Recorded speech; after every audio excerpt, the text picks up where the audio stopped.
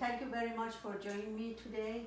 I'm the author of the From Tehran to the Land of the Free, and I would like to some small portion of it to talk about you, about what made me to come to United States and stay here.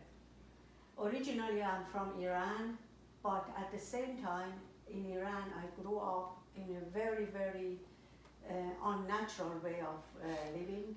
Like, for example, in the first year of my, second year of my school, the religious teacher, when find out that I'm minorities and I'm from Baha'i religion, she put me in the corner of the room for 1 hour to stand up with my legs up, with one leg up. And then after the class, told other students to throw a stone at me when we get out of the class. And these people, these students, they were my friends, but because they had to listen to the teacher, they would pick up the stone and throw it at me, and I would run home and crying, running home, and I was so angry that I would tell my parents that next time if they do that, I'm going to pick up the same stone and throw it back at them. And what they taught me that this is not the way we are.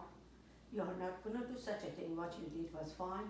You're just going to come home and everything will be okay in the future. Then I graduated from the high school. I didn't want to get married, and I didn't want to they wouldn't let me to work either, which I wanted to work, but I didn't want to get married, so I wanted to go to college. When I go, the advisor asked me that what religion you're in, and when I said I'm Baha'i, he says, well, you have two things against you. One is being female, and the other one, you're being Baha'i. Well, with the female, he said, we cannot do anything about it. But if you sign a paper right now that you're Muslim, and you're going to accept the Islamic regime, then in that case, I will let you to go to college. Politely, I got up from my chair, and I went out, and before I went out, I said, thank you very much, I don't need any religion that dictates to me that I have to give up my faith. So with that in mind, I came, and even though my parents were very upset with me, that why I wanted to work, because I didn't want to get married. That was the way the girls over there was. As soon as they graduate from the high school, they should get married in order to be independent. But I didn't want to, I wasn't thinking that I'm mature enough to get married. So what happened was, I found me a job. And I was so fortunate that I found me a job that it was run by an American man, agricultural doctor. And that's the way I came to United eventually. With the hardship, I managed to get to United States. And over here, in the land of the free, which it was very nice for me, with all the people helping me, I managed to get ahead and make a life for me and my children. And at the same time, I brought my mother, my father was already here, my mother, my sister that at that time was 13 years old, and my brother that was 5 years old, to bring in United States. They are all very comfortable now. They are very accomplished person, and I love it here. And now I'm opening up to, this is the life of an immigrant, by the way, from a place of Iran coming to United States. Now I'm opening up to any one of you who would like to ask a question from me. Where are you from?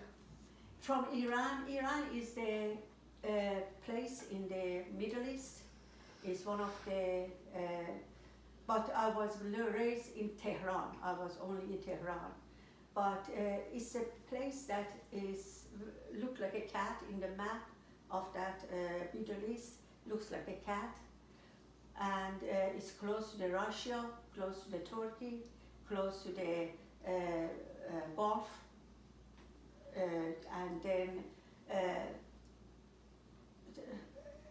I don't know how else I can describe it. It's not in Europe, and it's not in Asia, but it's in Middle East of Asia. So how many among the Iranians? Okay.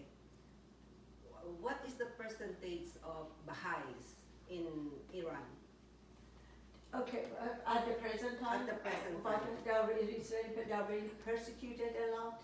They don't like them. They don't let them to go to college, and in Iran, some of them were educated in Europe, and they got degree and in United States.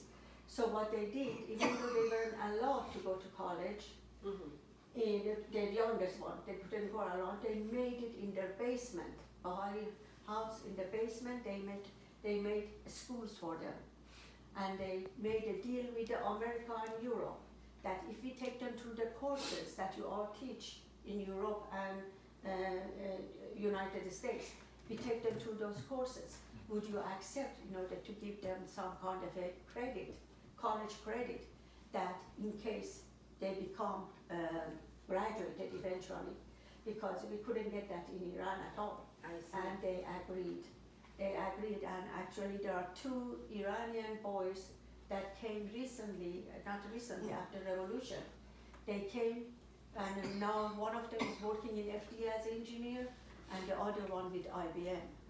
So it's, but they abolished in Iran because of persecution. As soon as they find that they're teaching us something, they would abolish those laboratories, those classes and all that, but it doesn't stop, they do it again. And many of us, they put many of us into jail, and some of them for 20 or 30 years, and but they don't release them because of nothing, just because we are different religion. We consider in Iran, as a Baha'is, we consider in Iran actually no citizen, while the Christians, Jewish or Zoroaster, any other religion, they are considered, we are non-citizen, but they are considered a minority.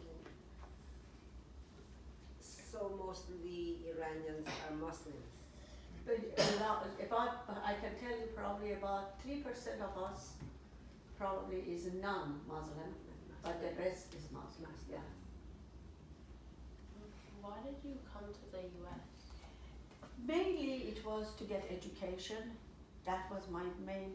At the same time, I was so rebellious in Iran because of the regime, but I couldn't do anything to because of the government. I wasn't free when I was outside my home. But at home, I was very rebellious to my parents, and they understood. And that was the training I got from them, that you can rebel at home, you know nothing's going to happen to you, but do not do it outside the home. And I wasn't, but I was trying to get out of my cage. To me, I was like, I was in a cage. I couldn't do anything right for me. Whatever I wanted to do, I couldn't do it. And their hands was tied anyway. My parents' hand was tied anyway. So, but they gave me the freedom at home in order to argue or talk and all that. And one example over here, it was about the food. I was 2 years younger than my second sister, and 4 years younger than the first sister. But when they were serving us the food, my parents would serve the food to the children, and there were 4 of us. I mean, 4 of us, but one of them is baby. My sister was baby. So they would put less portion of food on my plate than they would put for my second or the first, my first or the second sister. And I would ask, why are you doing that for? Yeah, why is that? I was also questioning that. They said because no matter what we give you, how much we give you, you don't finish it. So if you're giving you less, if you want more, you can ask. And I said, that's not fair to me. You have to give me the same amount each time, and if I eat it, fine. If I don't eat it, then I give it back to you. So this went on for about months, until finally they gave up and they gave me the same portion, and of course they were right. I didn't finish it, and they had to take it. So that's the rebellious that I had with them, but I could do that with them. I couldn't do it outside the house. I So they wanted me Are you to. gonna have that distribute in Iran, that book that you? I don't know if it's gonna. It was published in United States. This Oh. book, but this is the second publication, by the way, not the first one. And then I don't know if there are many people Iranian here. They have read it. Some Baha'is they have read it too. And according to the publisher, it has been spread to Europe. They have seen the people buying it over there in Europe, in England, and then in United States, all around, it has been gone through. Yeah. Do you If- like it in the United States? Excuse me? Do you like it in the US? Do you like it here in the US? Oh, I love it here. I love it here. I have so much freedom over here. I can say what I want to say. I can go shopping for my earrings, for anything by myself without a chaperone. And the other thing that I love more than anything, there is so much opportunities here in order for any one of you to get ahead and make something out of yourself. Believe me, if I can do it, coming from that culture over here, if I can do it, any one of you can do it too. I love it. I love it, and I don't give it away for anything. I don't really. I don't. I really like it, and the reason I like it because there is a difference between people that try to help you than the people that try to persecute you. So with the people that are to help you, you are doing everything for them also, in order they will be willing to help you. But the one that are trying to persecute you, you try not to get close to them as much as you can in order to get hurt. So that's the difference of the people that are in here. And that's a freedom that I got. So in the current situation now, I mean present, in its present time now, say you brought that book in Iran, will you be persecuted in there? I cannot go back to Iran. Because And of probably someone else who is Persian can answer that better. What will happen? what will happen, Soraya? I'm not certain. I Yeah. don't know. Very uncertain. Because That is even sad. right now, the regime, we were told that if some of us that even we are citizen of United States, Uh-huh. if we go back to Iran, they might not be able to come out. Wow, that is tough. Okay. That is tough. I'm glad that you are here now. Yes. Thank you.